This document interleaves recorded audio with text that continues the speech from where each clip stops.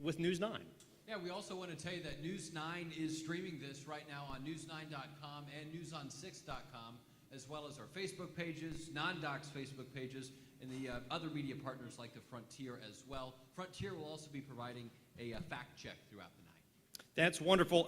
As you might know, debates take a little bit of time and money to produce, so I want to thank the financial sponsors of our 2022 debate series, the State Chamber of Oklahoma, AARP Oklahoma, the Oklahoma Public School Resource Center, the advocacy firm of McSpadden, Milner, and Robinson, the Oklahoma Association of Realtors, and Overman Legal Group. That's a lot of sponsors, but that helps us make these events happen. Thank you so much. Oh, look, we have a sponsor. Go get a table. Go get a seat, wherever you want to be. Okay, great. Storm, I think you have something else to add. And we do want to remind folks of two things. One, please consider going and sharing those Facebook streams right now so your friends and neighbors can be as informed as you are for showing up tonight. And second, please go ahead and silence your cell phones. One will inevitably always go off. Absolutely, never fails. I do need to say this to the audience. Please hold your applause until we reach the end of each round of questions. And please be respectful. We had some truly horrible behavior from some folks in the audience at the Attorney General's debate last week, and I'm just not going to tolerate something like that again. So I will ask people to, be respectful. If you are a repeat offender, I'm going to have the security ask you to leave. And if the whole crowd just can't control themselves like a group of first graders, I will clear this room, we'll pause the debate, and then we'll resume it later. I don't think we're going to have to do that. Do you, Storm? No, this is the fifth one of these we've done in the past 2 weeks, Trace. It's the last one before the primary on the 28th, and I'm ready for that to be over. Yes.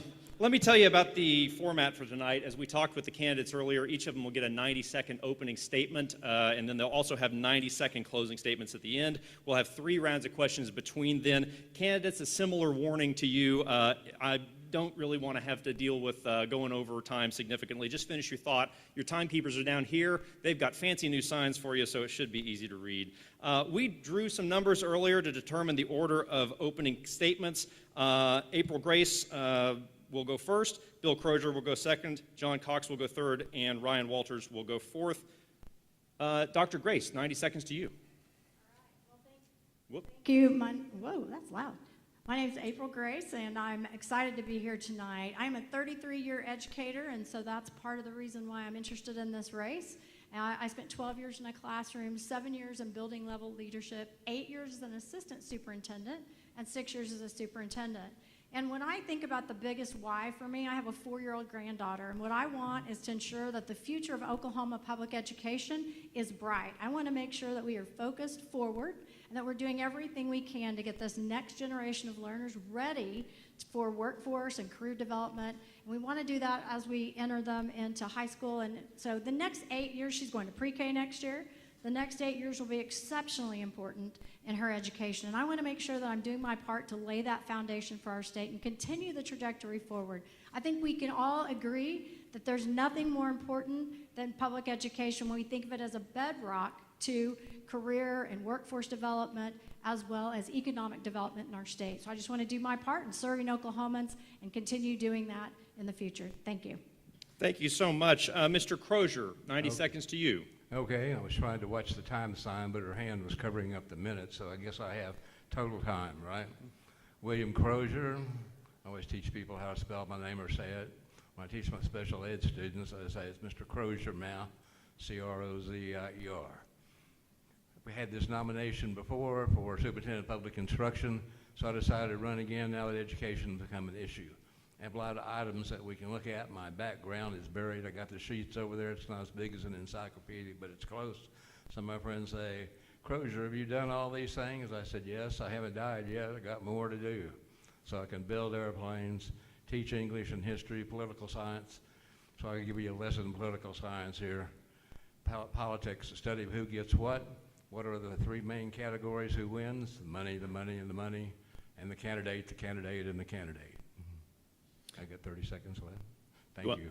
We'll save that 30 seconds. Everybody can get to dinner faster. Mr. Cox, 90 seconds to you, sir. Okay, Dr. John Cox, and I'm just excited to be here to talk about public education and be an advocate for public education. This is my 36th year finishing up in public ed and 28 as a superintendent and principal. And I just see the need to be out there and really advocate for our kids. Bottom line, I'm in this for our children, and that really should be the only reason anybody runs for this position. But this is so vital to Oklahoma. This is a pivotal point to what we can do for our children. And so I want to have somebody in there who has knowledge, who has superintendent knowledge, that has training. I have all the certifications. I have 12 certifications on my teaching certificate. I teach all the core classes it takes to be a school superintendent. I'm trusted across the state. I'm on 2 different boards, one that covers 500 school districts, and I'm chairman of another board that has 541 school districts in there. So I'm trusted across the state. And as tonight, as we go through our questions, I just want you to think about, does experience really matter, and does trust matter? And so those are the 2 issues that we're going to be talking about tonight. So just so proud to be here to represent you and our public schools. Thank you so much. And last but not least, Mr. Walters, 90 seconds to you. My name is Ryan Walters. My background is as a public school teacher from McAllister, Oklahoma, and a parent of 4 young kids, and I am proud to serve as Governor Stitt's Secretary of Education. And what I've seen is an education system here in the state of Oklahoma that ranks us 49th in student outcomes. What we're doing isn't working for our kids. We have to do things differently. And what I think we have to do is we have to have high expectations on our learners. I think we've had a far left-wing Democrat superintendent that has pushed low performance in our schools. I think that every single child is capable of incredible things because of their God-given potential. And we need to have high expectations on our kids. I also think that no one knows better for their kids than their mom and their dad. And we need to do more to empower parents by introducing more school choice, more options for parents, and get parents more involved in their kids' education.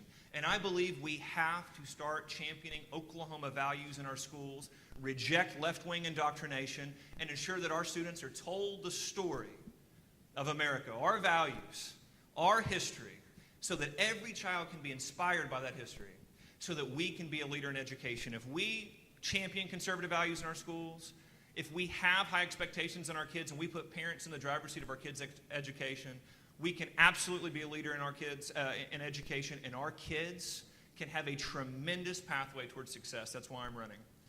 Thank you very much to all the candidates. All right, here we're going to practice that applause. There we go. Great. We're going to go to our first category called the assignment. We're going to have 4 questions in this category. Well, maybe 5, who knows. And we will have 1 minute for each candidate to answer each question. Storm. Yeah, we have plenty of political and policy questions coming up, but we want to start with this one. It's going to be a hand-raising question, and then we'll talk to each of you about it.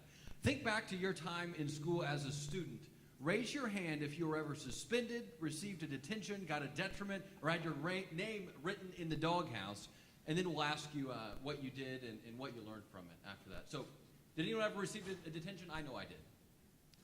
Hey, Secretary Walters, the only one. I will dive right into this. This is the best opening question I think we've ever gotten. So my mom is here. I have an incredible mother. My wife and mother here. My mom's going to remember this story. I had a 4th grade teacher, and we were supposed to do a book report, and I didn't do it.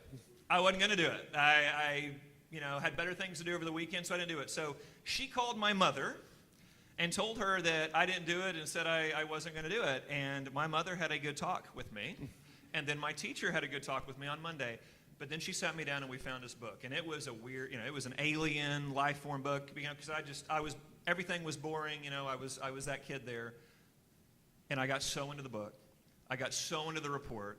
I remember this layout that we did on a map of every chapter. And I went into the class and presented it. And from that moment on, I had to learn a love of reading. And I had that teacher that took that moment where she could have just ripped me and just been super critical of me, and she uses that learning moment to introduce me to a book that I loved, that I dug into. And so, yeah, I remember that, and I'm sure my mom does too. Yes, sir. Mine was a little different. I was the good kid in school since my father was a teacher. I even had one of my dad's ex-students here, Mr. Scotus. Good to see you. Thank you for talking to me. So the only time I really got in trouble was we had a little store we'd go eat lunch, Cokes were a nickel, hot dogs were a dime, hamburgers were 15 cents. And for some reason, the guys in the back of the little bitty store, we call it the little store, were having a fight. So I thought, well, I'll just watch the fight. I wasn't participating in it. And we got in trouble later, even though it was off campus. So we're all going to get licks. Here was the quietest kid in the whole school getting licks for sitting there and watching a fight. Well, I didn't want to be separated from the rest of the guys because they were all my friends. They were all cousins to each other, so I was kind of the outsider. And so I went ahead and did the same thing. They said, Crozier, you didn't cry till after you got your licks. I said, well, yeah, it didn't hurt that much. You know, it was the embarrassment was the problem. So from that, I learned to stay away from gangs, groups, and other hoods and so forth. But the prestige among all the other guys went way up. Time's up. Yes. Ryan gave me that assignment to make sure, because he's normally sitting by Mr. Crozier. So Ryan's looking at me. His time's up. I'll jump into this too. I wasn't one of those kiddos that got in trouble in school because I had one of those dads that said, if you get in trouble at school, it'll be worse when you get home. So I tried to do what I could to stay out of trouble. So I don't have any recollection of getting in trouble in school, and that's probably because my parents were engaged in my education. They were engaged in making sure that I knew exactly what I was supposed to do, and I think that's something we've got to continue working on, is engaging parents in our schools to ensure that classroom discipline is under wraps for teachers as well as kids coming to school ready to learn and do their part. And so for me, I really can't say I got in trouble in school, Storm. I think my dad instilled a little fear in me, and so I didn't get in trouble. And I didn't skip any book reports either, Ryan. I'm not surprised that you did, though. We said the political questions are later. Dr. Cox, is there a lesson or a moment that you remember? Well, okay, so in high school, basically, I just didn't get in trouble because I was more of a pleaser and I tried to do the things right. So I was the senior class teacher's pet. I was the valedictorian, the vice president of student council, senior class president. I was that guy. But not to say that I wasn't ornery, because when I was a little boy, 5 or 6 years old, when we were learning to write, and I've actually told this before, but they would give you the dotted lines to write on and to follow to learn cursive. Well, I always went backwards. So to this day, I write my numbers and my letters all backwards. It looks really pretty when I do, but that's about as ornery as I get. So, all righty. Thank you all. Well, that's great. Thank you for sharing. Just a reminder, the Frontier will be fact-checking this debate, so if you are aware of Dr. Cox or Dr. Grace getting a demerit in elementary school, let us know. I may have a teacher out there that would object. I just don't recall. We'll see. We'll see. I thought it was just dyslexic. There we go. Somebody's phone went off. Okay. Let's turn those off. Is that, Mr. Crozier, is that yours? Wow, okay. Well, I think he just got a demerit. We're going to get your name in the doghouse for a minute. As we, let me filibuster through, I was trying to think of what song that might be. The next question is going to go to Mr. Walters. Getting closer. You need some, Storm, see if you can help make that happen there. Let me again remind you the importance of public debates, because you never know what's going to happen. New York will ignore it. We got it. All right. Well, okay, thank you very much. As I said, we asked you not to make that last question political, and you all mostly made that happen. But now we're going to talk a little bit about politics. Mr. Walters, in Oklahoma and around the country, conversations about education policy and practices easily get politicized. It's Democrats this or Republicans that, and this race, and I'm afraid this debate, can get a little full of politics sometimes. But how do you keep partisan politics from disrupting the task of educating kids? How do you check yourself and know when you might be getting a little too political as an education leader? So here's the way I would respond to that. The far left has got themselves involved in our kids' education. The far left has pushed their way into our schools and education policy. 30, 40 years ago, there was an emphasis on academic basics. We all remember reading, writing, arithmetic. That was the focus. The focus was to get skills to our young people where they could go out and be workforce ready. Well, the Democrat Party and the far left have gone so far beyond the pale that they have decided to introduce bizarre anti-American concepts into our schools. So in response to that, we have said we're not going to have that in our schools. We're going to have back to an emphasis of the basics. We want to maximize the potential of every child, because that is the best way as a teacher. That's what I try to do with every student in my class. I want each one of them to be successful and to put them in a position to be successful. And that's what we've got to get back to. And so what we've seen is a left-wing group that has injected themselves, and so the response is to keep this stuff out of our classroom so we can get back to the basics. Thank you, Mrs. Grace. 60 seconds to you. Same question. How do you know, if you get too political and you need to watch that as an education leader?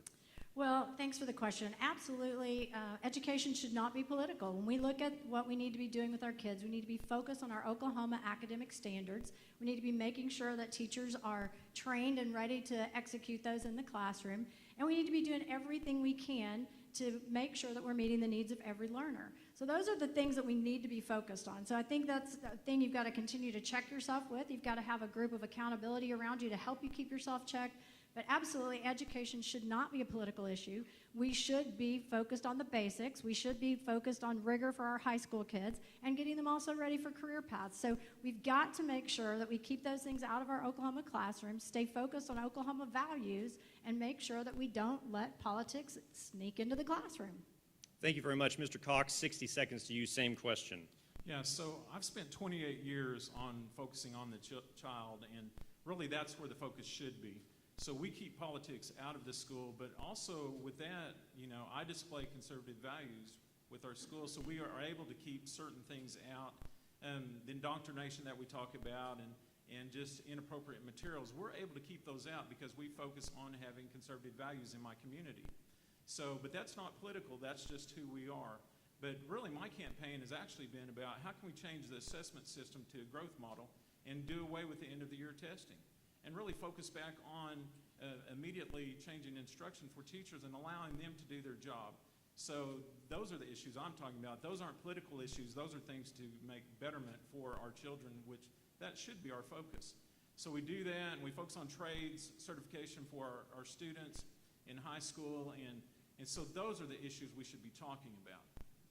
Thank you very much, Mr. Crozier, 60 seconds, and let's really eat that microphone. Wow, wow. Yeah, thank you. Tastes just like a banana. I call this cognitive dissonance. Politics, the emotional use of facts.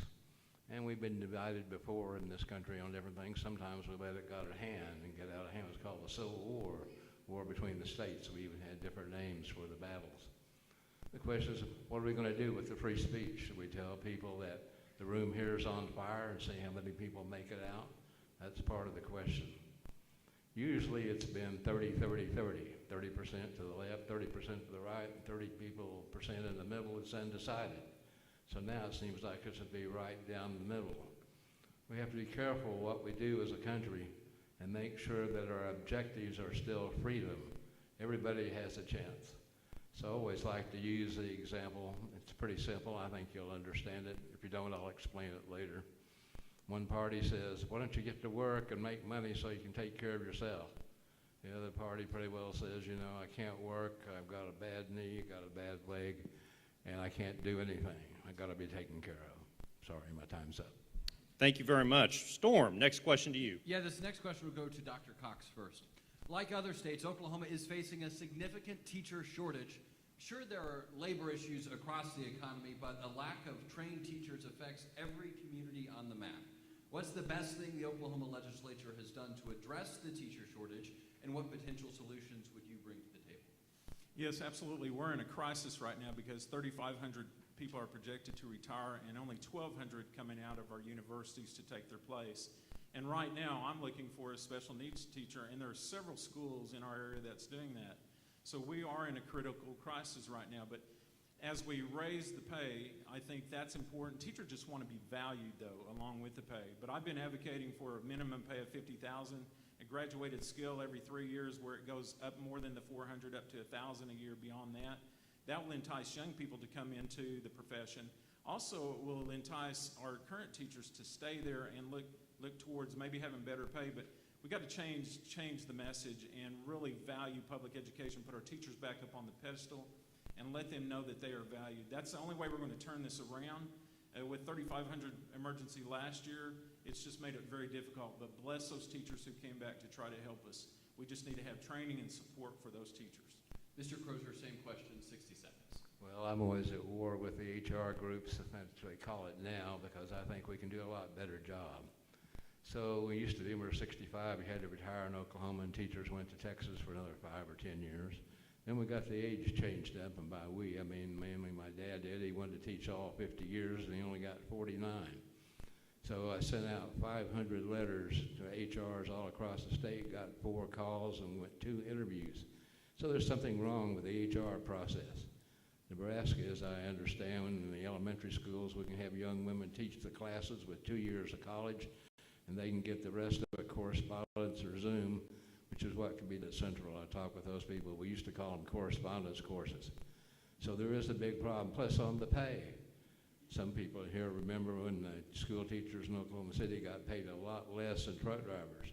Now truck drivers are in demand, so I call them, well, how much do you pay? Oh, we pay $100. Oh no, 100,000. So we got to do something in between. Look at the teachers, the money that they need, and get it for them. Dr. Grace, what has the legislature done to try to fix this, and what would you do? Sure. Well, thanks for the question. The legislature the last few years, since 2018, we've actually seen 2 great teacher pay raises, but that's not going to be enough. We're going to have to keep investing in education, and we've got to see education as an investment.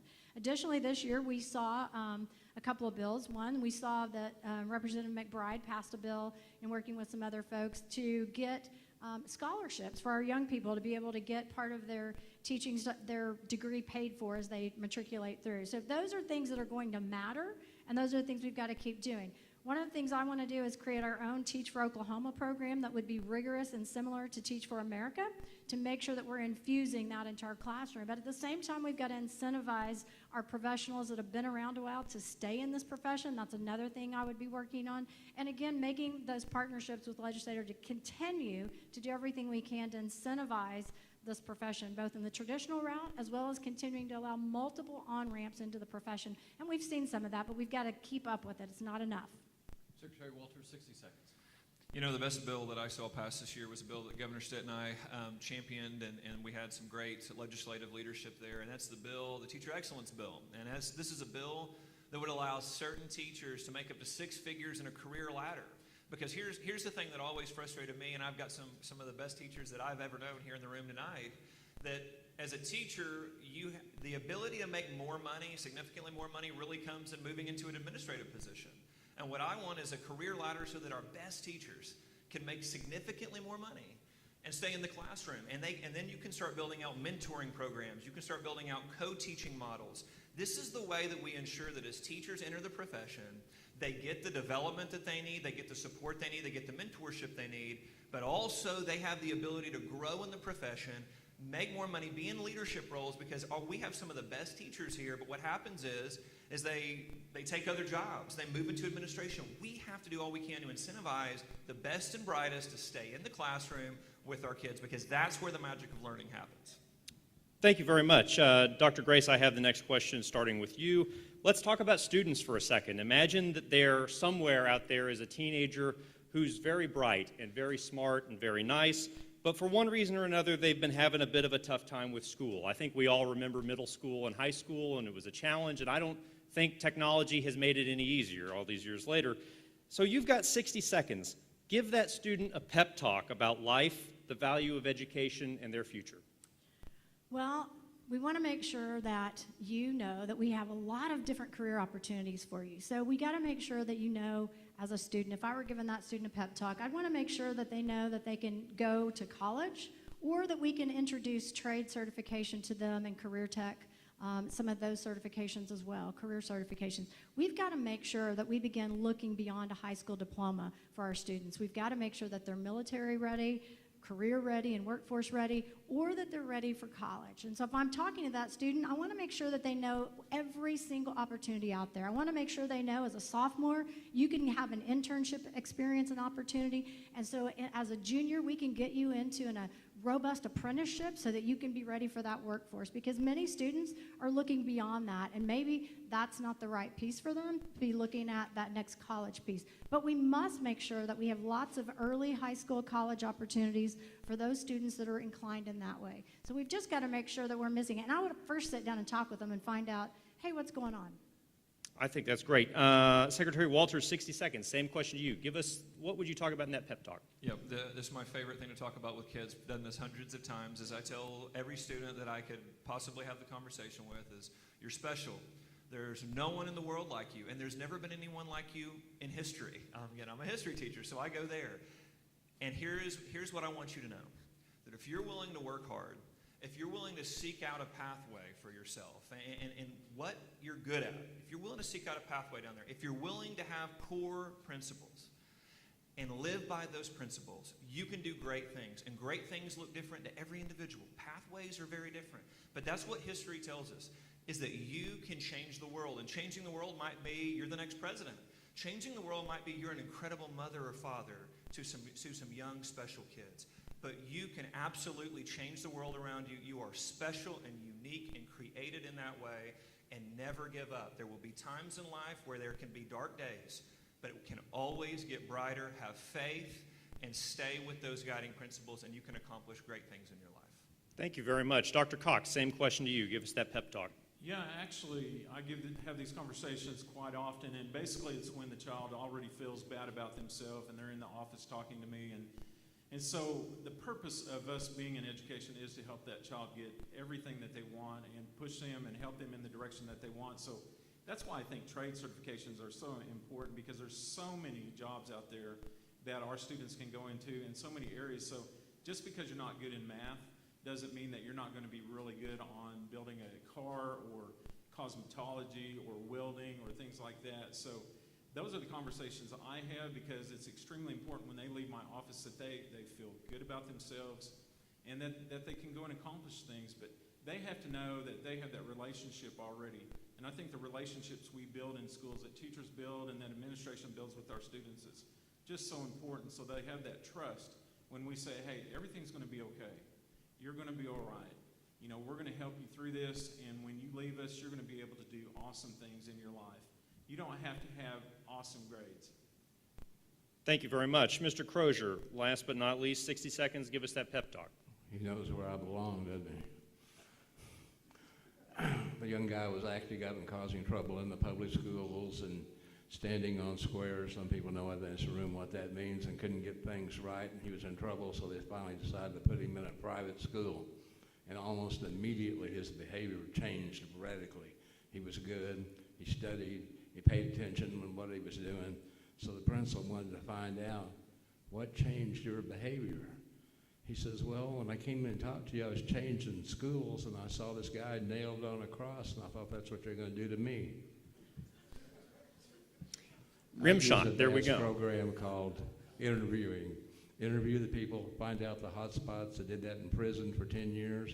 Sometimes there were setbacks, like one of my classes from California, I taught them how to do math. They all passed the SAT.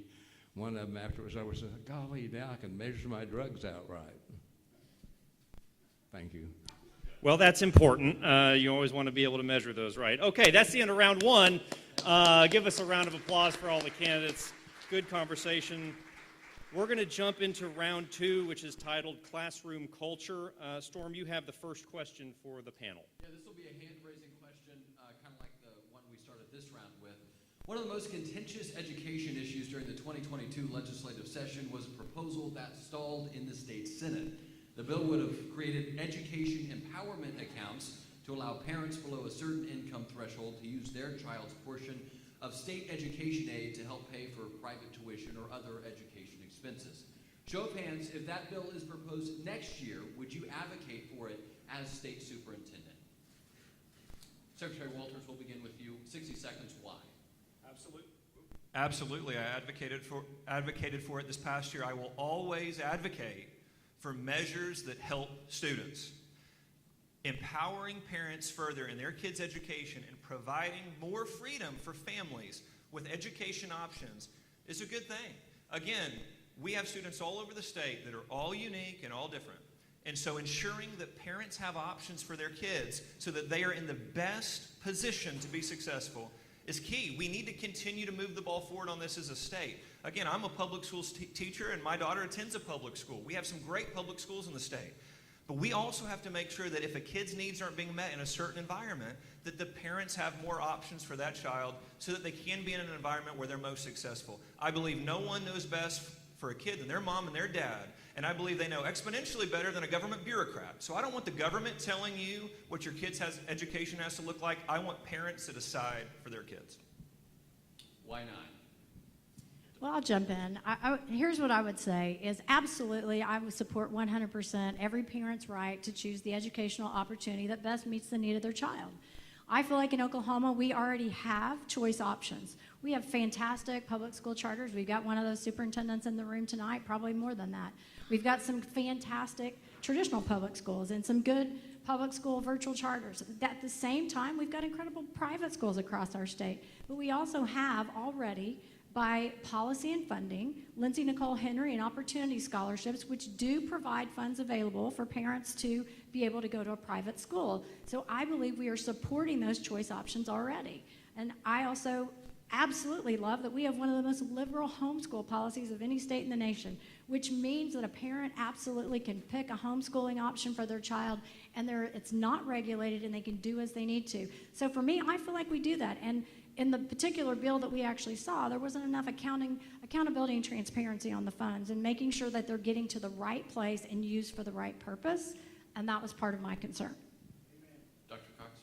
Yeah, I'm absolutely for school choice and for parents to be able to take their child anywhere that they want to, but you know, it's out there, and if I was making a six-figure salary to promote vouchers, I would not veer from that. I would not go away from that. I would stay on that topic, or I would lose my job. And so my place in this is that I'm running for state superintendent of public instruction. The money needs to stay in public ed, because how are we going to give all our money away to give to private entities, to other businesses, and not have the money left so that we can take care of the kids that are left? Because face it, we're going to have public schools, and we need to be able to fix those public schools, and we need the money within those public schools to take care of them. It is so important that we focus on the 95%, the 700,000 kids. I know there's 80,000 more kids, but they don't want this money. Homeschoolers do not want government in their business. Private schools do not want government in their business. So, all right, thank you. We'll give Mr. Walters 30 seconds to follow up, but we do want to remind the crowd, please hold your comments to yourself. Yeah, I mean, I'm a little disappointed that you just paired to the talking points of the Democrat I didn't Party. say your name. Hey, I'm talking. I get my opportunity. But I didn't say your name. I mean, it's clear that you've been parroting the talking points of the Democrat Party that you've been a part of for years. So, yeah, I mean, of course, Democrats don't want more school choice. I want more school choice. I trust parents. Plain and simple, period, end of the conversation. I believe parents know best for their kids. I believe that all parents should have options, not just the wealthiest of parents. I believe that parents should have more opportunities for their kids so that their kids can be successful. We have got to put students first in these conversations. What is best for every kid is what the focus needs to be. That's how we move forward as a state and do the best for our kids. Let's get Mr. Crozier, and then we'll come back to Mr. Cox real quick. Mr. Crozier, 60 seconds. The Oklahoma Empowerment Act, you said you wouldn't lobby for it as state superintendent. No, I think everybody is entitled to an equal education. A lot of the churches we've had, schools we had in the past were close to Baptist churches when Oklahoma was a rural area. So when it comes to freedom of speech, I always say I may not agree with what you say, but I'll defend to the death your right to say it. We need to put the money where the public schools are not hurt. Private schools can get tax credits. I still remember selling encyclopedias on the streets of Los Angeles. One day this guy was pretty tired. I told him I was selling encyclopedias. He said, I don't want any, and started following me down the street with a shotgun. There was these guys down the street in T-shirts and shorts, and they said, what's going on? I said, this guy's chasing me with a shotgun. He said, come join us. Well, we know who he is. So the gangs of LA saved me to go ahead so I could run for superintendent. I'm not sure what just happened. Dr. Cox, 15 seconds to you, sir. I don't either. I lost all train of thought, but here we go. So the secretary just said that I'm running a Democrat policy. There is no way that is. I'm running for state superintendent. And if you want somebody bold that's going to stand up and say the way it is and push for what we need in public ed, then I'm that person. I am unapologetic for that. I am not a Democrat. I do not push those issues that was just said by the secretary. But there is a problem there. There is a conflict of interest when I'm paying taxpayer money for part of his salary, and then his other salary is to pay to go to the Capitol to actually push for vouchers. I mean, that's just the truth. And so if we can't sit up here and say the truth, then there's a problem with that. Mr. Walters, we'll give you 15 more seconds, and then we're going to move move on. Look, you know, when I go around the state and I hear from parents, they want a better education for their kids. Again, if we're going to sit around here and just parrot the Democrat Party talking points, that's fine. The far left, the National Teachers Union has dumped money into the state to run against me, okay? So yeah, that's great. If we want to get up here and have some of these Republican candidates just parrot the talking points of the National Teachers Union, the Biden administration. They don't want parents in charge of their kids' education. I do. I'm going to fight back against the National Teachers Union. I will fight back against the Biden administration. I will never back down for Oklahoma parents. I am riding with Oklahoma parents because nobody knows better for their kids than their mom or their dad. I will never back away from that position. All right, thank you. Thank you. You got the whoa sign for the first time. Good job, Andy. Okay, thank you. We're going to go to 90-second answers for the next questions in this round. And Dr. Cox, I've got the first question for you. You are obviously quite proud to lead a small school district in rural Oklahoma, but the state superintendent is tasked with supporting and overseeing all schools. So with so many students in urban districts and mid-sized districts, brick-and-mortar charter schools, virtual charter schools, explain to us some of the challenges that those schools and students face that the students in your district may not. Sure, and the beauty of it is that I am in a small rural school, which represents over 400 of our schools across the state. So I represent them, and my job wears many hats. So I already am versed in child nutrition, transportation, federal programs. I do everything within the school. So walking into the State Department itself, I know every department and what they should be doing. I know what they shouldn't be doing either. And as I travel to inner city and Oklahoma City, bottom line, they're trying to figure out how can we make or help our children learn. You know, that's what we all should be doing. And whether you're a small or large school, you should be focusing on what can best help a child. And so it doesn't matter what size, and actually I'm really versed in public school finance, so I know the challenges that we have across the state with lack of funds and the efficiency of our school districts. So it's powerful that I come from a small school because I can actually see what we need in public education. I see what sits on my desk and what comes from the State Department, and sometimes it's just things that we have to push back on, like these surveys, these 6th and 8th grade surveys that some of you are aware about. We're putting things into our children's mind that shouldn't just be there. I'm out here to protect the innocence of our children. I'm going to be bold for you when I'm that state superintendent, and I will sit there at that front gate and I will work hard for our parents. Thank you very much. Mr. Walters, same question to you. I'll just preface it. You've taught at McAllister Public Schools, and if I'm not mistaken, at Millwood Public Schools here in Oklahoma City as well. What are the different challenges faced by students in urban and more rural districts? Yeah, that's a great question. And you know, what we see is oftentimes in rural areas, it's really hard to attract teachers that specialize in different areas. In your more urban areas, again, a lot of times you have high poverty and you have a lot of resources, but there's a high population that it's hard to get those resources to. And this, again, is why we have to do the best we can to make sure parents have options, parents are empowered in their kids' education, but also that all teachers have the resources needed to be successful. I talk to teachers all over the state from rural, urban, and suburban areas. I go, look, you know, I think that we need more discipline in the schools. I don't feel like I can teach because of all the disruptions in the classroom. I need to be better supported inside the school. This is why the governor and I felt it was so crucial to call for an audit of the State Department of Education, the first time in our history that department's been audited, because we want to make sure that every penny of taxpayer dollars is getting to the classroom, is getting to our teachers. Oklahomans have made a significant investment in education. And what is key is that those dollars are best spent for every Oklahoma child. And the way to do that is to drive that money into the classroom, make sure that teachers are getting that money, make sure that we're not growing government bureaucracy, make sure that we're not growing administration and administrative cost, but that we're getting it into the classroom. Again, inside the classroom, no matter where you go to school, if you have a great teacher, there's nothing in the school setting that is more likely to help you be successful as a child than a highly qualified, exceptional teacher. So we need to be doing all that we can to make sure that as many students in the state as possible, and not rest till every single one of them, have access to a high-quality teacher. Thank you very much. Dr. Grace, same question to you. What are the different needs of students in smaller schools versus bigger schools? Well, this is a complex issue, and I think it's important that the person as state superintendent understands that the needs of our rural schools and students are very different than those in our urban and suburban settings. They have challenges for access and opportunity for some of the advanced coursework. For some of those things are the things that our rural schools really have trouble with. And also would say, the State Department's a large agency, so overseeing 30 and 40 staff is not the same as overseeing 300 and 400 staff or 500 staff. It's a very different and complex thing. The systems are more complex as well. So I think we've got to understand, too, that we've got 60% of the kids in our state that live in poverty. So poverty across the board is an issue, no matter what kind of school district we're talking about. But the poverty is different in our rural parts of the state than it is in our urban parts of the state. And so we've got to make sure that we have the opportunity. Even in the rural part of the state, they have a difficult time even accessing providers for some of those mental health services or just counselors or any of those things. So we've got to make sure that we're innovative and creative about how we meet the needs of those students.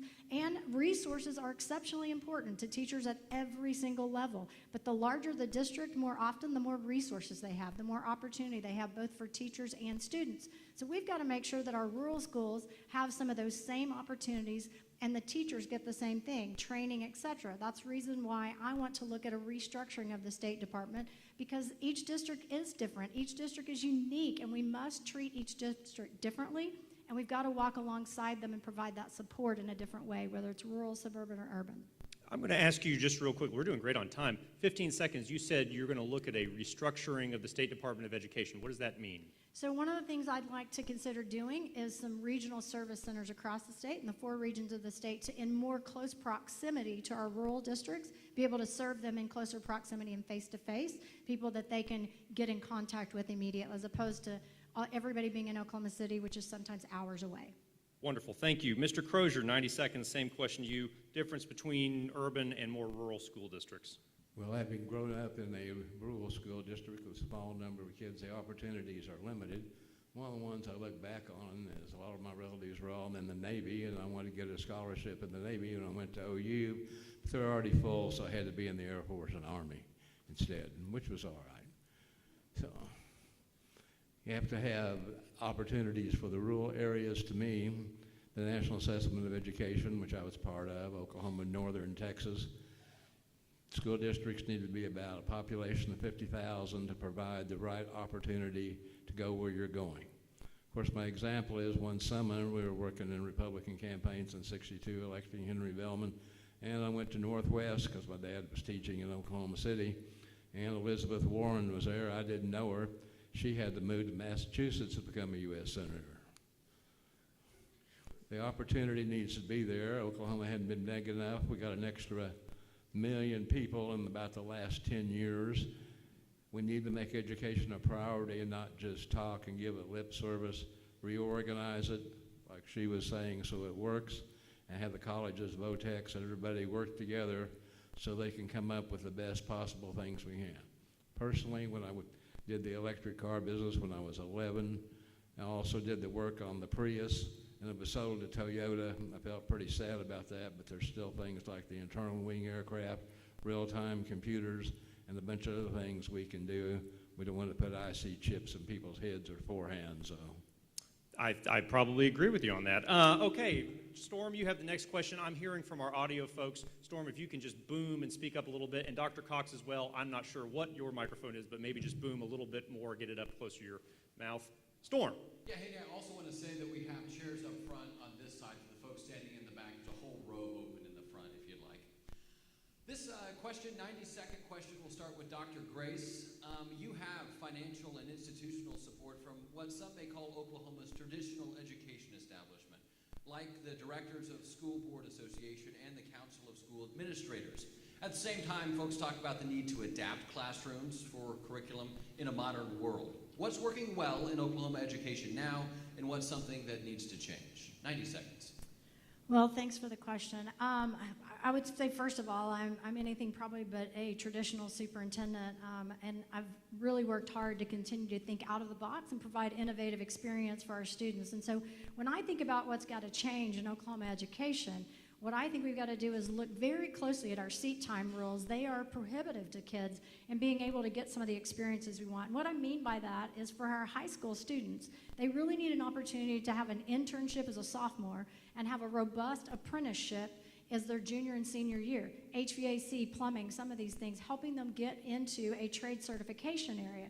That's something that's got to change in Oklahoma education. We've got to loosen up some of that, allow districts to have schools that are schools of innovation to create some of these creative and unique pathways. We've got to continue to work really, really hard at giving these early college, high school opportunities beginning in freshman and sophomore year so that when they leave us, they already have an associate degree. So these are some of the things that absolutely have to change. We've got to get kids ready. Again, I'll say this.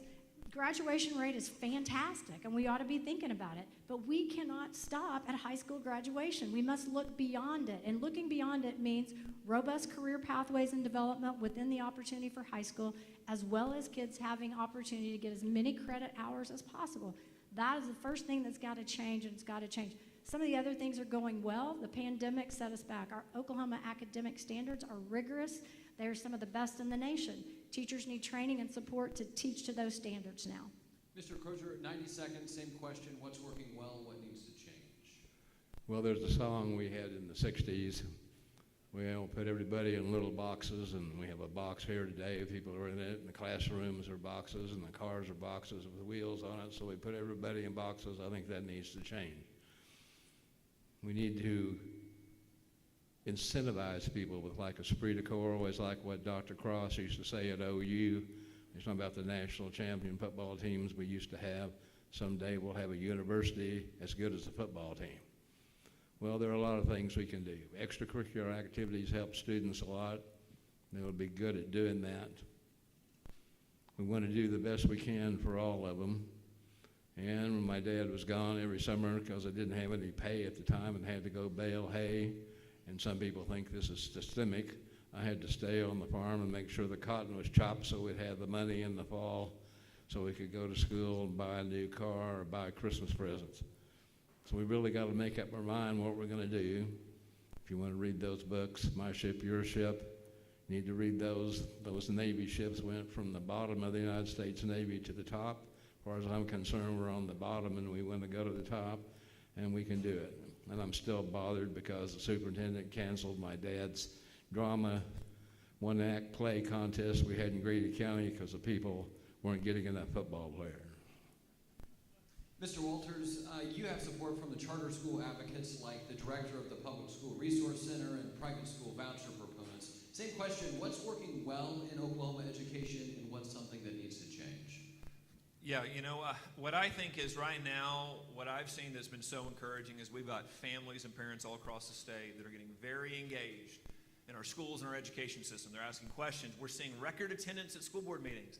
They want to know what's going on in their schools. They want to see ways to get more engaged. They're concerned about what's being taught. They want to support their good teachers, and they want to be more involved. That is the absolute best thing that could be going on, is families more engaged in their kids' education. What I see moving forward is we've got to find ways to better engage those families. We need moms and dads and grandmas and grandpas sitting around the dining room table at night talking about what's going on in their kids' education. And again, this is why empowering parents is so key, and it's not just about choosing the schools, it's about choosing the pathway inside the schools. One of the best, most successful students I ever had was a kid that, he apologizes to me right before graduation because he's not going to go to college, and he ends up being a welder and has this incredible welding career. But you know what? He apologized because he thought, I thought to be successful you had to go to college. We have to continue to put parents in the driver's seat of their kids' education and allow them to say, look, maybe I want my kid in an internship or an externship. Maybe it's a career tech option in their junior and senior year. But those conversations, the more that we drive our schools to having those kind of conversations with parents and start choosing those pathways that best meet our kids' interests, we're going to see the potential unlocked for every individual learner across the state. Dr. Cox, 90 seconds, same question. Yes, I love seeing the crowds tonight, and I've been waiting 10 years for this to start happening. The empowerment of parents, people coming out to really show their support for our public schools. But my mission, and through this, is to change the entire landscape of public schools and to change the assessment. And I've already talked about the assessments, but I just think it's so important if we can do away with test prepping, teach the last 2 months of school all the way up till the last day, relieve the stress of teachers teaching to a test, and let them be creative and be able to work in their classrooms. And one thing I've really been talking about too is our special needs children with their IEPs, and we make them take a test that is totally inappropriate and borderline child abuse because they're set up for failure when they take those tests. So I want the IEP to actually gauge how the child is learning. And IEPs work if the parents are engaged, and they can change it if it's not working. So I think that is extremely important. And the other thing is the trades area that's been talked about. There needs to be more flexibility in high school to allow our students to be able to change out courses, or be able to go to tech center even at a sophomore year in high school if they're focused on doing a trade. Wow, can you imagine a student at 19 years old making $60,000 coming out being a plumber or an electrician? It's just amazing what that can do for Oklahoma and our economy. So those are the two issues I talk about. Most of all, eliminating the A through F and really having an accountability dashboard so parents can actually see where their child is in the classroom, and that's where the accountability should be. Thank you very much. Secretary Walters, next question is for you. You've had a vocal presence on social media in this campaign, posting cell phone videos from your car in which you often rant about, quote, woke policies. Specifically, you've made some generalizations about transgender students playing sports, and you're worried about them using the bathroom they feel matches their gender identity. But we've heard from former students of yours who are members of the LGBTQ community, and they recall you being a supportive ally as a teacher. Yet they're now a little bit repulsed and hurt by your campaign rhetoric today. What do you say to your former students who believe you've adopted a political persona and have forgotten how to be the compassionate teacher they thought you were? You know, this is one of the unfortunate results of a far left-wing mob that is forcing this into our schools. Until 10 years ago, this wasn't an issue, okay? Schools have been dealing with students who have different issues for years and years. But what we've allowed is a far left-wing group that is out of line with Oklahoma values to dictate policies. The reality is Oklahoma schools are not going to go woke. Our schools are going to continue to hold conservative Oklahoma values that believes that every child, and like I told all those children, and I will tell any kid, they are precious gifts from God. They have unique talents. I care about every child. I want every Oklahoma child to be successful. At the same time, we have to champion every kid and ensure that our policies are what's best for every kid. Transgender bathrooms are not what's best for every kid. Allowing boys to go in girls' bathrooms is not safe for students. Period. That is a clear position. Oklahomans understand that. It's only the far left that thinks that that's a good idea. So I will absolutely always stand for policies that are best for all kids. I will absolutely love and care about every single kid. Every one of them is a gift from God, and they should know that, and I want them to know that. But we have to continue to not allow the far left to make dictates in schools that are not good for kids. It's not good for their safety. It's not good for academic performance, and it's not good for a school culture. We have to put kids first in our policy despite what the far left woke mob wants. Now, just real quick, 15 seconds. When you say transgender bathrooms are not good, are you referring to the idea that a school designates a single-seat bathroom for trans kids to use? Is that a problem? No. The boys' bathroom, there should only be boys in that bathroom. The girls' bathroom, there should only be girls in that bathroom. Schools around the state have done a great job of saying, listen, if there needs to be an accommodation, here's a private bathroom that if there's an issue, go to that bathroom. Again, 99% of Oklahoma schools did this, no problems, no questions asked. We're not going to put kids in any kind of jeopardy or to put a policy in place that's not safe. So that's the boys' bathroom, only the boys should go there. Girls' bathroom, only the girls should go there. And there can be a private bathroom that will make sure that every kid is respected, every kid is given dignity, and every kid is allowed to be in that bathroom. Dr. Cox, I'm going to give you a version of the same question. Where do you stand on the topic of school district policies regarding transgender students? Is this a top issue facing our state? I think it's a top issue, but I don't think it affects every school district. And so in our school district, basically, we just use common sense when it dealt with it. If there was a child that needed to use a different restroom or they were sensitive to being in a restroom, then we would actually find one for them. I don't believe that boys should go in girls' restroom. And what I've been telling across the state is that if my 10-year-old granddaughter is in that bathroom and there's a man that goes in there just because they say that they're a woman that day, there's going to be problems with that. So there has to be common sense with what we do. During the Obama era, we were out there in the country saying that, hey, we'll have an extra bathroom. If that is the case, we'll have an extra bathroom. But the Obama era said you couldn't do that. So when President Trump came in, he stopped it all, and he allowed us to have common sense with the usage of bathrooms, which I thought was good and empathetic to all our children. But now we're back in the same case again with U.S. Department of Ed, Office of Civil Rights, and then with Joy Hoffmeister sending the letter out from them saying that we have to be sensitive to these different groups. And I think we should be sensitive to everybody. I think public ed is where we take care of everybody. We should look at these different social issues and do that. We should look at them as a child, and our basic thing is about learning. You know, I keep bringing it back to that, and we keep trying to politicize things, but we just need to focus on a child as an individual and not what they bring with us. Those are outside issues that should come from the home and be taught in the home. Thank you, Mr. Crozier. 90 seconds, same question. Where do you stand on the topic of school district policies regarding transgender students, and is this a top issue facing the state? Well, we have to go back a ways, I think, and even talk to integration where we had separate restrooms for everybody. I barely remember that. Got regenerative feedback here. So most people didn't care at the time in Oklahoma. Some people did. So that finally went away. Problem to me, big problem, which it sounds ridiculous, is we got to have enough plumbers. The other thing is that some people are born with both. One of my friends, her name was Jan Turner, a state representative from Edmond, and her husband was a doctor too. She was working with a mental hospital down in Norman, and some people are born with both, hermaphrodites. And that caused so much psychological trouble in her mind that she committed suicide. They'd put it with the guys, and the guys would rape it, and they'd put it with the women, and it would rape the women. So there is a problem with other things like that are genetic problems. Part of it, I think, is we're on the jet stream from where the atomic bomb blasts were before the end of World War II. All the Army people who saw those and witnessed it all died of cancer. I'm not so sure that it couldn't change some DNA on people and make them do other things. Of course, I always thought the girls had an advantage. They always got the best clothes and the best food, you know. So maybe I was reincarnated. I don't know. I can't tell for sure. But I like what the French say about men and women, vive la différence. And I don't believe in total equality. I believe in equal opportunity and everybody going after what they can. This problem is going to be around, but everybody that did life, liberty, and fraternity like the French had a revolution. They chopped people's heads off. And in Russia, they killed everybody that they didn't agree with.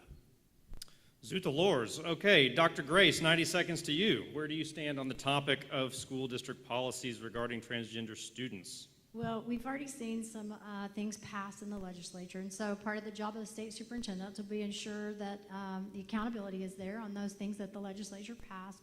At the same time, I don't know that this has been a broad-scale issue across our state. This is a perfect example of how urban and rural districts differ and some of the unique challenges that they come up with. I think it's already been stated, the majority of our school districts took care of this as they dealt with each family and child one-on-one as things came up. And so, you know, I don't know that it was a broad-scale issue, but the legislature has put some things in place. I'm going to always believe that policies need to be handled at the local level with locally elected officials and school boards, and that's where they need to be handled, and they need to be dealt with there. We've also got to remember that we shouldn't be alienating any child on any side of this issue, and every child needs to be respected and needs to feel, has already been described, special in our school. They need to believe that they belong there and that they're coming there for learning. At the same time, we've got to be careful about issues seeping into the classroom. So we've got to make sure that our schools are safe environments. They've got to be environments where kids can come and learn and stay focused on academics and not some of these other things. But I'm going to always stand that we need to have locally elected officials, those closest to the issue in their own community, solving these issues through their policies. But I support any laws that the legislature passes and would make sure that we hold accountability for those as state superintendent. Thank you very much. I think, Storm, I made a mistake. I guess I have the next question for Mr. Crozier first as well. The state superintendent is the chairperson for the Oklahoma State Board of Education. Current Superintendent Joy Hoffmeister has been criticized by other board members for saying she has the ability to abstain from votes and for allegedly controlling meeting agendas in a way that can limit what items might be brought up for discussion. Do you support those positions as a state superintendent, or would you have a different philosophy? Well, in political science, there seems to be a trend, even with city councils, county commissioners, and other people, to limit debate. They only want to discuss certain issues, and that, to me, is not fair. When I knew of the Superintendent of Public Instruction did have a vote on the college regents, and was in privy to some of these people, how they got appointed to be college presidents. One of the things that we changed was changing a law degree to a PhD, which made you available to be a president of the colleges around the state. The reason we did that is because they couldn't get enough money, couldn't build enough buildings, so forth. So, and Dad helped put George Nye in at UCO. The roads got paved, the buildings got built, and the contractors were happy, and the world goes on. Thank you very much. Dr. Grace, 90 seconds to you real quick. Same question. Do you support the idea that the state superintendent only sets the board agenda and that you don't have to vote if you're present at a meeting? Okay, sorry, I kind of got lost there for a minute, so I'm glad you repeated that. No worries. Well, you know, again, I'm not sitting in that position, so I don't know all the rules that go with the chairman, but we have seen chairs of other boards abstain from votes or not vote in certain situations. So I think that's something that is allowed and is something they do. When it comes to creating an agenda, hopefully there's collaboration. And so, you know, while you might have the entire ability as the chair to create that agenda, I'm going to always believe that we need to collaborate with our board members in the best way possible to put forward an agenda that matters. And so, you know, the number one goal is going to be focused on kids and school and moving education forward. And that's what it's got to be about. No matter if you're the chair of the board or a member of the board, we've got to stay focused on moving Oklahoma academics forward and doing what's best for Oklahoma students and Oklahoma schools across the state. That's what I think needs to stay the focus of the person that's the chair of the board. Thank you very much. Dr. Cox, 90 seconds to you, same question. Yeah, so basically most school boards across the state have a policy for putting things on the agenda, and it's typical for members to actually approach the president and put that on the agenda. That's pretty much process, and that's the way it is at the state level, at state superintendents. As far as abstaining or not voting, all members have a choice not to vote or abstain if they want to. That's just the privy of a board member, so I don't see anything wrong with that, but I do think it's extremely important that the state superintendent be able to collaborate with the board members, and if there are pressing needs that needs to be on there to discuss that will actually help a child, I think it's important that those go on there to be discussed. And I think all members of the state board, just like board members, be valued for what they're there for, and that is to help develop policy. So I don't have a problem with abstaining, and I don't have a problem with the process of putting things on there, but I think there needs to be complete collaboration between the state superintendent and that board. Thank you very much. Mr. Walters, same question to you, 90 seconds. Joy Hoffmeister has been an absolutely abysmal state superintendent. She has been absolutely terrible. She is a far left-wing Democrat that has been anti-charter schools, anti-school choice. She hasn't supported innovation and support for our teachers. She has led a giant bureaucracy over there that has continued to grow and not done things in the best interest of our kids. Joy Hoffmeister has tried to push things on board agendas and not work with others because she hasn't been putting our kids first, she hasn't been putting parents first. So I want to ensure that whoever the next state superintendent is, I want it to be me, that we are going to be very open and transparent with parents on what we're doing, and that everything we're doing is for the best interest of kids. And so if what you're doing is for the best interest of kids, you're going to be transparent. You're going to want to talk with other board members. You're going to want to build that coalition. But if what you're doing is antithetical to school choice, if what you're doing is antithetical to putting parents in the driver's seat of their kids' education, if your main goal is to grow bureaucracy and far left liberal policies, you will act exactly the way Joy Hoffmeister has. So that has to be key with our next state superintendent, that they will be transparent and they will do all they can to put students first in every decision they make. So just real quick, yes, no, abstaining from votes, is that okay? No, it's not okay. You're the chairman of the board, you're not going to vote? I mean, it's outrageous. It is her shirking her responsibility to the state of Oklahoma, to the kids of Oklahoma. So it's playing her political theatrics with our kids. Yeah, it's absolutely not okay. Thank you very much. Storm, quick bonus question. All right, this will be a show of hands only. Do you believe the Oklahoma legislature should give the State Department of Education authority to subpoena people during investigations of alleged district and educator misconduct? Should the Department of Education be able to subpoena folks during those investigations? Okay, that sounds like a no, maybe? That's for everybody. Hand raise, yes, if you think they should. I'll start by saying this. I think it's important to make sure that if you're in charge of accountability of some of these things and you're trying to investigate to find out what's happened, you need to have the ability to make sure that you can interview folks that you need to interview to get to the bottom of things. If that requires subpoena power, then yes. So, you know, I think we've seen at times where people have sort of stonewalled and not provided documents perhaps, or maybe not provided an opportunity for conversation. If you're investigating, you've got to be able to have conversation and have access to the documents and things you need. So if that requires subpoena power, then I'd say yes, they need to do that. Maybe it's a limited scope, but I'd have to have more specifics and no, but I think there is, you know, if the challenge is there and the charge is there to be responsible for these things and then have to be the one to be held accountable for that accountability, you need to have some opportunity then. Okay, yes or no, real quick, 10 seconds. Anybody, yes, no? Yeah, you know, I would say I would want to meet with the Attorney General and discuss this. I wouldn't want to grow the State Department of Ed, but here's the thing. Student safety is paramount. So whatever the recommendations are from the Attorney General to help put an end to any kind of sexual misconduct in our schools, I would support, but I would not want to grow government. I wouldn't want to grow the bureaucracy, but I would want to work with the Attorney General to figure out what is the best way to prosecute sex offenders in our schools, and that's what we need to do. Whatever that is, that's what we need to do. Mr. Cox, 10 seconds. Yeah, absolutely. I would want to work with the local district attorney because you don't want to impede their investigation. State Department could go in and actually hurt the rights of those people that are doing the wrong things, but absolutely, we need to go after these pedophiles and those people that are in our schools, but it has to be at the district attorney level, and the State Department has to have the teeth to go after their certification. Thank you very much. Mr. Crozier, yes or no only? You just went yes or no with no comments? That's a yes or no question. No. Okay, Storm, we're going to go on to round three. Quick round of applause. We're running a few minutes behind, but it's a good conversation.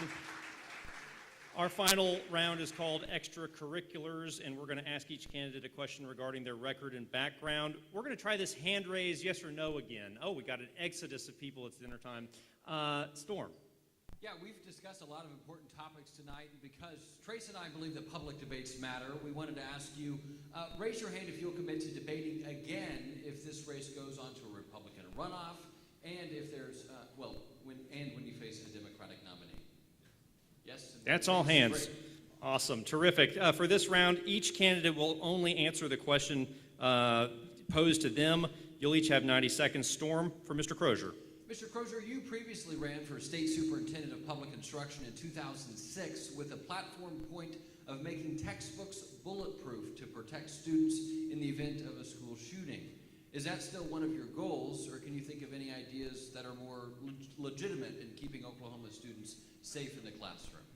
When you have a lone wolf come into the class, like if you had somebody come in right now and you turned around and looked at the door and thought about it, you'd already be dead. So that was the idea behind the textbooks. It came from a young guy that was up at Fort Gibson, shot in the back with his backpack on, and the bullets didn't kill him. My sister lives in Fort Collins, Colorado. Their kids played with the ones at Columbine. Go back further in World War I, people would carry their Bibles on their chest when they go into battle. So the answer is still for that, but we're going to have to do things, unfortunately, probably like the prisons where I was. It's hard to break out of a prison unless you're in Virginia. It's also hard to break in. So you can keep it safe. You need to watch the doors. To me, I wanted to reorganize all the principals and superintendents like city managers in city, get our National Guard and veterans, at least for a half day, to drive a school bus if possible, and check students and stuff coming in. You can't keep the drugs from coming in, but anything that's metallic, machetes, machine guns, pistols, things like that, you can keep them from coming in. If that's what we have to do to keep them safe. And then back in the 60s, those of us who read all the sci-fi books would say you could probably check the words on computers if they existed that good to find out where the hate was coming from. The commies in South America used to say what they would do and nobody believed them. Finally, we started reading their notices on the doors and stuff. They did exactly what they said. To me, the devil tells you what he's going to do, and it's up to us to stop it. Thank you. Thank you very much. Mr. Cox, I have the next question for you. This is your third time running for position of state superintendent. You ran against Joy Hoffmeister in 2014 and 2018, both times as a Democrat. This election cycle, you are running as a Republican. What was the reason for changing parties, and what do you say to Republican voters who believe you are the walking definition of what they call a rhino, a Republican in name only? Absolutely. So So I jumped out there 10 years ago when the Janet Barisi thing came up, and I was a Democrat at that time, but at 18 years old, I was a Republican. My family was, and out in rural Delaware County, there was probably a handful of us that were Republicans. To vote, you actually had to be Democrat to be part of the process. And so I moved from there to Mays County, same thing. Cherokee County, it's finally becoming Republican there.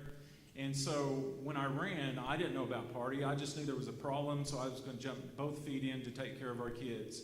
And so, and actually, because of the Republican support that I had, I was within 90,000 votes, 5% of beating her for that position. So I had a very conservative platform that I ran on, and they saw that. And actually, the Republicans were saying, "You're Republican. What are you doing a Democrat?"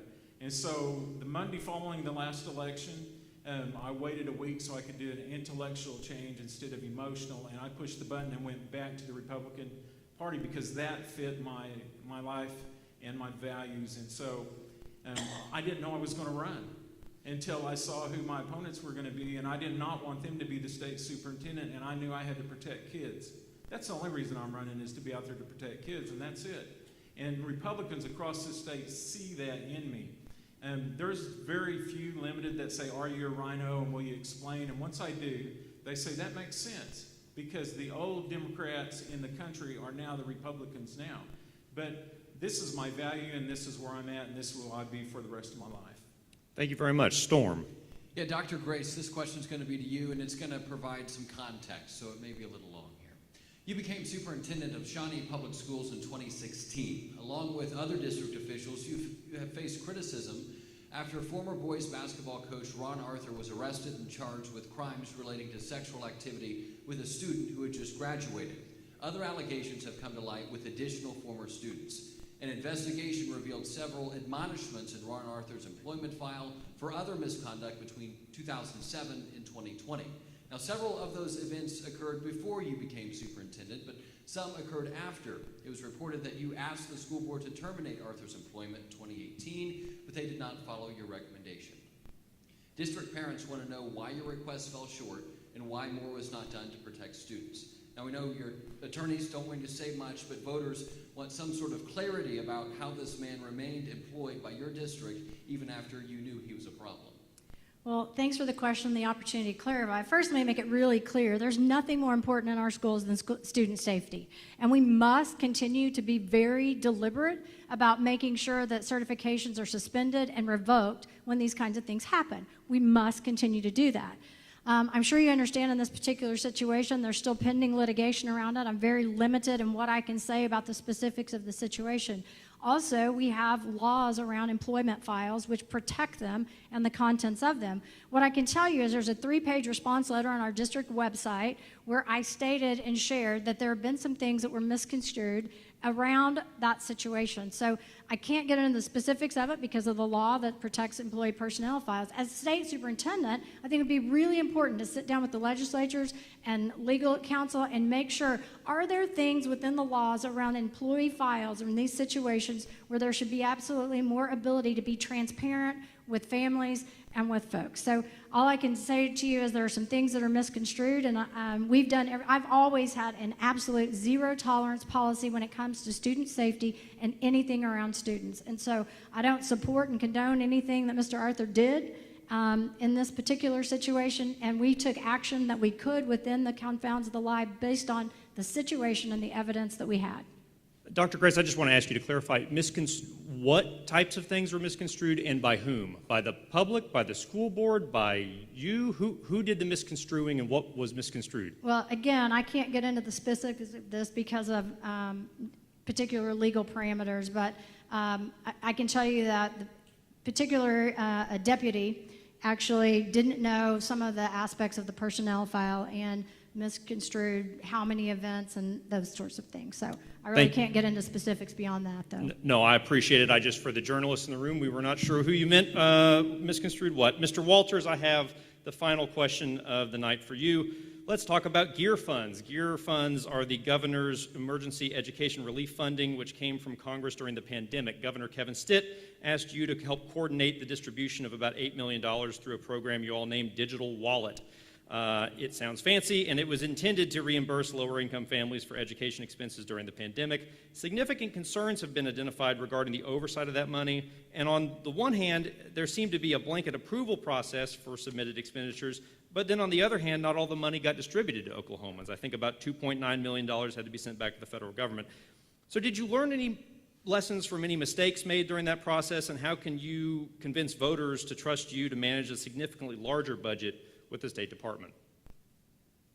So when I came in to be a cabinet secretary in September 2020, the first thing I did, and the first thing I would do as state superintendent, I looked over every decision, looked over every contract to make sure that every taxpayer dollar was accounted for and that every program was working for our kids.